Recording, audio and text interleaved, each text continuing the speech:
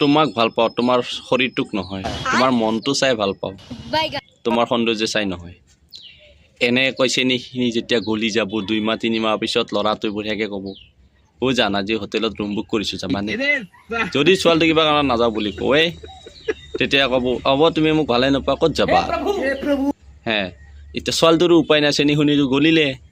তাই বঢ়িয়াকে ক'ব দে হ'ব দিয়া যাম বুলি কয় এবাৰ দুবাৰ 3 বাৰ 4 বাৰ 6 7 বাৰ মান গেল যাৰ পিছত আকৌ সেই চিনিখিনিত পোকা ধৰা আৰম্ভ কৰিব পোকাই ধৰা আৰম্ভ কৰাৰ পিছত সিহঁতৰ মাজত লাহেকৈ বেকআপ হ'ব বেকআপ হোৱাৰ পিছত আৰু ছোৱালীটোৱে আৰু ইনষ্টাগ্ৰাম ফেচবুকত আহি পেলাই আৰু পোষ্ট দিব তাতে চেট গান লগাই দিব চেট কিবা লিখি দিব সেইবিলাক দেখা পাই আকৌ বেলেগ এটা ল'ৰাই মেছেজ কৰাৰ পিছত আৰু তাই ক'ব লাহেকৈ মোৰ আৰু এইবিলাক প্ৰেম চমৰ প্ৰতি বিশ্বাস মৰা গৈছে মই ভাল চাল নাপাওঁ আৰু সেনে আকৌ কেইদিনমান যোৱাৰ পিছতে আকৌ বেলেগ এটাৰ লগত ৰিলেশ্যনত আহিব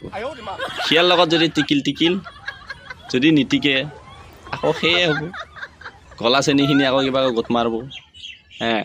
তাৰপিছত যদি ভাল পোৱাৰ লগত বিয়া নহয় যদি কোনোবা চাব যোৱাৰ লগত বিয়া হয় তেতিয়া যদি তাইক সোধে তোমাৰ ভাল পোৱা আছিল নে বা আছেনে তাই ক'ব নাই মোৰ এইগিলা একো নাই এই ক্লাছ 5ত পঢ়ি থাকোঁতে এটা আছিল 1 মাহ 1.5 মাহ আছিল আৰু এই মাহঁতে গালি পোৱাৰ কাৰণে বাদ দিলোঁ ইফালে চেনি গলি আকৌ গোটা মাৰছি